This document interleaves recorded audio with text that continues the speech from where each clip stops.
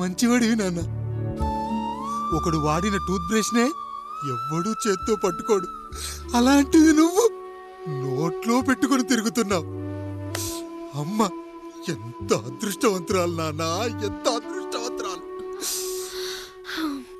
చాలు బాబు, ఇది చాలు. చాలదు నానా, ఆ రాయుడు లెక్కేంటో తేలుస్తా. మన కుటుంబాన్ని ఇంత క్షోభ పెట్టిన ఆ రాయుడిని వదలనానా, వదలా. వాడంతేదో చూస్తా.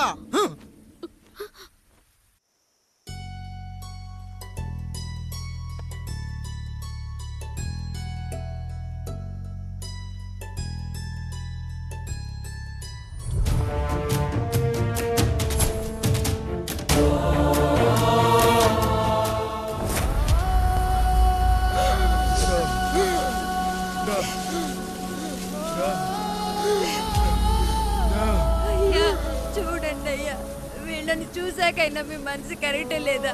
తాగటానికి నీళ్లు లేక చావు బతుకుల మధ్య కొట్టు బిట్టాడుతున్నారయ్యా. పచ్చగా ఉండే ఈ ప్రాంతానికి ఏం దిష్టి తగిలిందో ఏమో. భూమిలోనే కాదు, మా కళ్ళల్లో కూడా నీరు ఇంకిపోయేలా చేశాడా దేవుడు. ఈకంత మీ చేతుల్లోనే ఉందయ్యా. చూడమ్మా, వర్షాలు లేక కరువుతో రాష్ట్రం కష్టాన్ని కూడా అరువు తెచ్చుకుని బతుకుతుంది. నా కాళ్ళ మీద పడితే ఏమీ రాదు, పైనుండి వర్షం పడాలి. అయ్యా మినిస్టర్ గారు, మీరైనా ఏదో ఒకటి చెయ్యండి అయ్యా. నేనేం చేయనమ్మా, ఇక దేవుడే మిమ్మల్ని కాపాడాలి. ఎవడొస్తాడో మిమ్మల్ని కాపాడడానికి. ఎన్నాళ్ళు అడుగుతారా ఎవడొస్తాడు, ఎప్పుడొస్తాడు, ఎక్కడి నుంచి వస్తాడు అని? పేదవాడికి కష్టం వచ్చినప్పుడల్లా ఇదే మాట. 70 ఏళ్లుగా హీరో రావాల్సి వచ్చినప్పుడల్లా ఇదే మాట. ఇంకా ఎన్నేళ్ళు అడుగుతారా? ఎవడొస్తాడే మిమ్మల్ని కాపాడడానికని మీరు మమ్మల్ని అడగటం, వస్తాడ్రా అని మేము మీకు చెప్పడం. అయినా సరే మళ్ళీ మీకోసం ఇంకోసారి చెప్తున్నాను, వస్తాడు.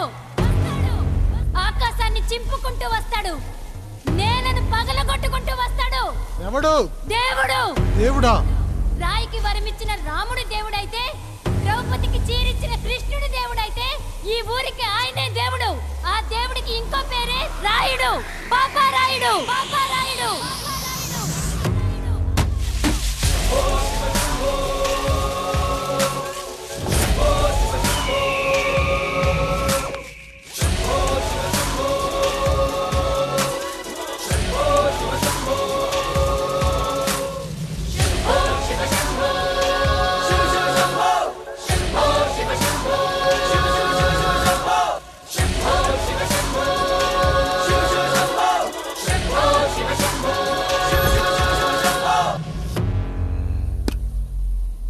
ఏంటి సమస్య? అయ్యా, ఊరికి కరువు వచ్చిందయ్యా. అదిగో ఆ నలుగురు దాహంతో చనిపోతున్నారయ్యా.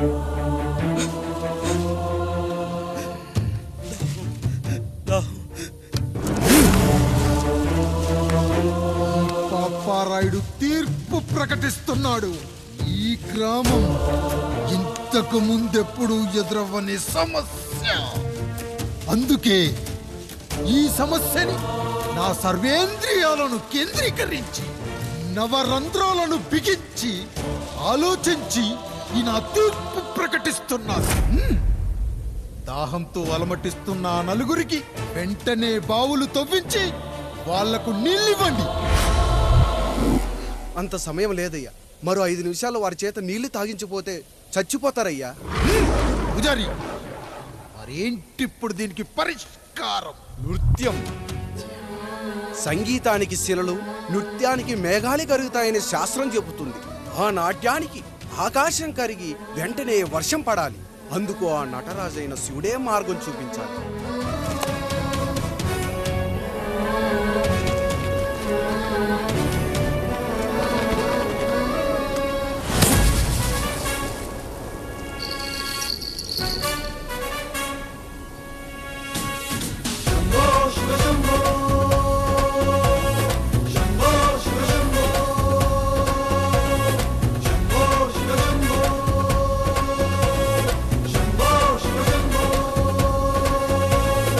ఆకాశంలో మే శంభో శివ శంభో శంభో శివ శంభో శంభో శివ శంభో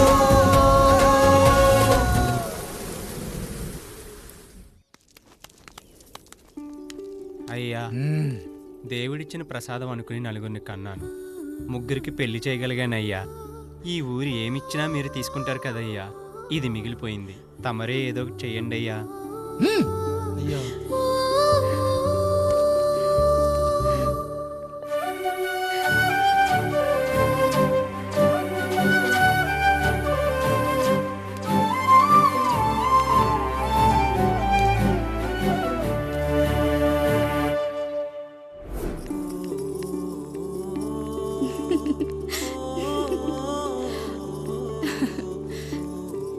ఈ ఇల్లు, ఆస్తి, ఇంత గొప్ప భర్త, పిల్లలు చాలా ఆనందంగా ఉందండి. కానీ నాకు ఒకటే లోటు. మన తర్వాత మన పిల్లల్ని చూసుకోవడానికి వీళ్ళకొక అన్నయ్య కావాలండి. అచ్చం మీ పోలికలతో వీళ్ళకొక అన్నయ్యని కందామండి. నువ్వు అడిగితే కాదనగలనా?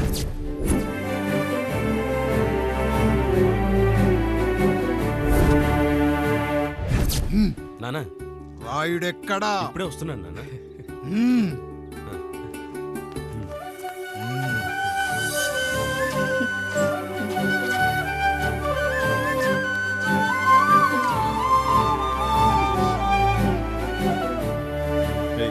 చూడరా, మీ అన్నం మీద పగ తీర్చుకోవడానికి నీకు ఇదే సరైన సమయం. పర్లేదంటావా? ఏం పర్వాలేదు. అయ్యా, ఎరా రంగా, ఏం కావాలో అడగరా. నీకంటూ ఏమి ఇవ్వలేదు, నువ్వు ఏమి అడగలేదు. చెప్పరా. మా అన్నకు నాకు పడట్లేదయ్యా. తోడ పుట్టినవాడని చాలా సహించాను. అడ్డమైన దానాలు చేసి ఆస్తి మొత్తం పోగొట్టాడు. ఇప్పుడేం కావాలరా? కొద్దిగా ఈ కత్తి తీసుకొని వాడిని చంపి పెట్టండి అయ్యా.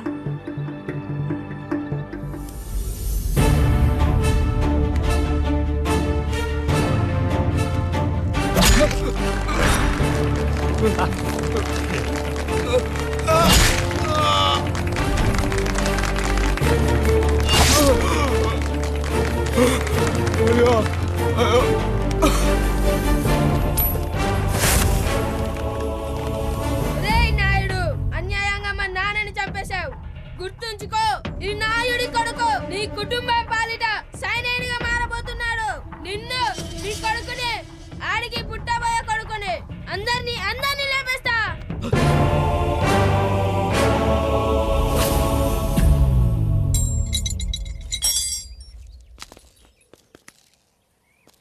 ఏం జరిగింది? మీరు హత్య చేసినట్టు ఇప్పుడే సమాచారం అందింది. తగిన సాక్ష్యాధారాలు పరిశీలించిన పిమ్మట మీకు యావజ్జీవ కారాగార శిక్ష, 2000 రూపాయల జరిమానా విధిస్తూ అరెస్ట్ చేస్తున్నాను. అయ్యగారు నా కోసం చేసిన త్యాగాన్ని హత్య అంటుందా మీ చట్టం? ఇదెక్కడ న్యాయం? మనిషికి ఇచ్చిన మాట నిలబెట్టుకుంటే అరెస్ట్ చేస్తారా? ఏ దేశంలో ఉంది చట్టం? నన్ను ఏం చేయమంటారు రాయుడు గారు? 9వ తరగతి చదివి ఊర్లో గాలికి తిరుగుతున్నా నన్ను మీ మనిషి ఒకడు పోలీస్ స్టేషన్లో ఉండాలని నన్ను ఎస్ఐన్ చేశారు. సాటి మనిషిని స్వేచ్ఛగా హత్య చేసుకోవాలని దౌర్భాగ్య స్థితిలో బతుకుతున్నాం మనం. మీరు చేసిన ఈ గొప్ప పనిని అర్థం చేసుకునే సంస్కారం, విజ్ఞత, విజ్ఞానం మాకు లేవు సార్, మాకు లేవు.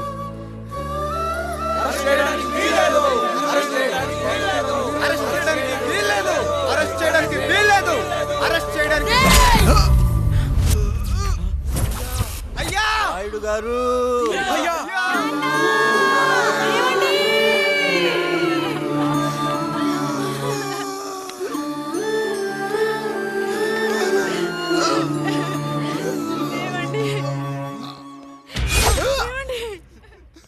నొప్పిగా ఉందిరా.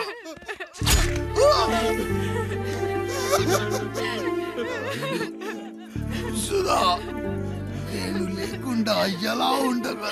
పర్వాలేదండి, బిడ్డలతో నేను ఉండిపోతాను. అయ్యో, ఈ పాడు సమాజం నిన్ను మనశ్శాంతిగా బతకనివ్వదు. ఇంతమంది పిల్లల్ని చూసుకుంటూ భర్త లేకుండా ఎలా బతకగలం?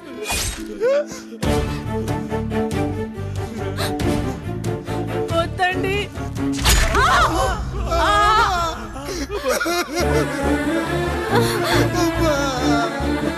రాయుడు, బిడ్డలు జాగ్రత్త. ఈ రోజు నుంచి వీళ్ళంతా నీ తమ్ముళ్ళు, చెల్లెళ్ళు కాదు, నీ బిడ్డలు.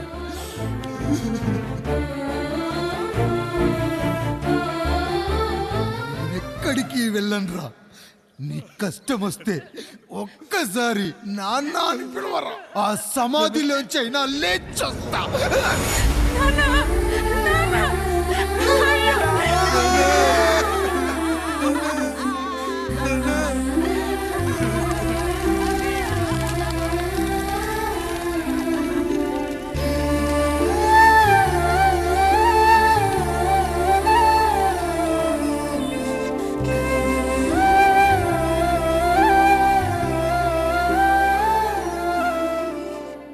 ఇందు మూలంగా 50 మందికి తెలియజేయనిదేమనగా ఊరికి కొత్తగా వచ్చిన యాండ్రాయిడ్ తన తండ్రి పెదరాయుడు అని ఆస్తిలో వాటా పంచమని రచ్చబండిని ఆశ్రయించడం వలన గ్రామ పెద్దలందరూ రేపు 11 గంటలకు రాయుడు గారి ఇంటికి రావాల్సిందిగా కోరుచున్నాము.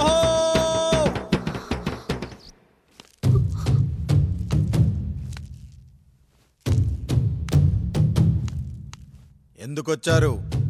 తన తాత పాపారాయుడు గారు ఆస్తి తనకు కూడా కావాలంటూ పంచాయతీలో ఫిర్యాదు చేశాడయ్యా.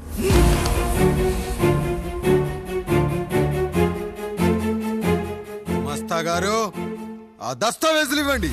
అయ్యా, మరి మా సంగతి ఏంటి? అడగరేంటి? అవునన్నయ్య. ఈరోజు మీ పన్మేష్ కొడుకొచ్చాడు, రేపు ఆ పాల్దాన్ కూతురు వస్తుంది.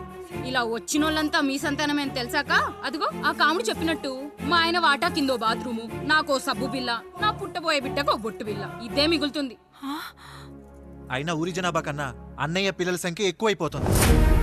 వాళ్ళందరూ ఇంటి మీదకి వచ్చేలోపు మా ఆస్తి మాకు ఇచ్చేస్తే మా బతుకులు మేము బతికేస్తాంగా. అవునన్నయ్య, మా ఆస్తి మాకు కావాలంతే. ఎవరిని పట్టుకుని ఏం మాట్లాడుతున్నారయ్యా? గా ఉన్నప్పటి నుంచి ఆయన మిమ్మల్ని సాగుతూ ఉన్నారు. ఈరోజు పెరిగి పండయ్యాక మా దారి మేము చూసుకుంటాం అనడం న్యాయం కాదయ్యా, న్యాయం కాదు. ఏ ఆయన నీకో కొడుకునిచ్చాడా? వాడి పేరేంటి? ఐఫోనా? ఎరా, ఆస్తి కావాలా? 4 బ్రష్లతో తోముకుంటే ఎక్కడ విడిపోతామో అని నా బ్రష్ టూత్ పేస్ట్ నీకు త్యాగం చేసినప్పుడు అప్పుడు అడగాల్సిందిరా అన్నయ్య ఆస్తి కావాలి అని. ఎరా, నేను వాడిపారేసిన లంగోటాలు మార్చి మార్చి చొక్కాలు చేతిగుడ్డలుగా వాడారే, అప్పుడు అడగాల్సిందిరా అన్నయ్య ఆస్తి పంచు అని. నువ్వు 6 నెలల పసికందుగా ఉన్నప్పుడు పాల కోసం ఏడుస్తుంటే నిన్ను తీసుకెళ్లి పశుల దొడ్లో కట్టేశానే, అప్పుడు అడగాల్సిందిరా అన్నయ్య నాకు ఆస్తి కావాలి అని. మా తండ్రి గారు పాపారాయుడు పోలికలు నాకు, నా పోలికలు ఆండ్రాయిడ్కి.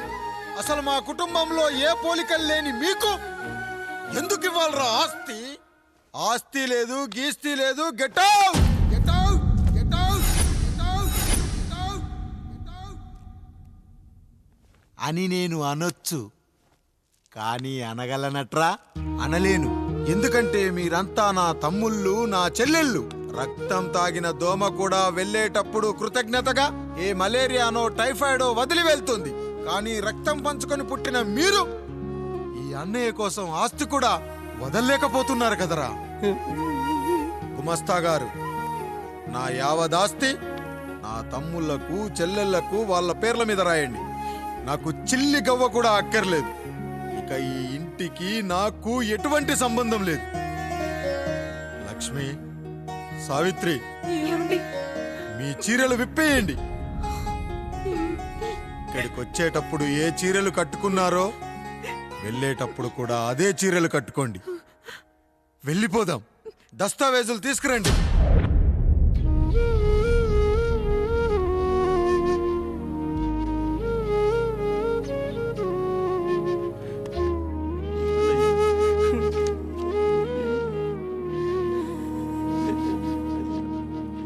ఇక ఈ ఇంట్లో నా పేరు వినపడితే నా తమ్ముళ్ళు, చెల్లెళ్ళు బాధపడతారయ్యా.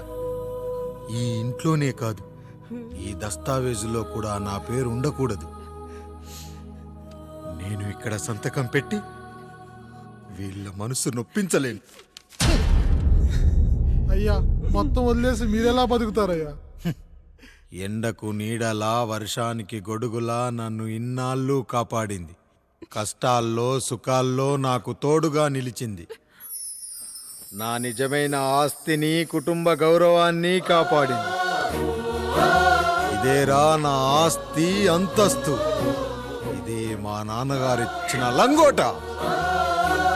బంగారం లాంటి తమ్ముళ్ళే లేనప్పుడు నాకు మాత్రం ఈ బట్టలెందుకురా? వెతికిన దొరకదెరు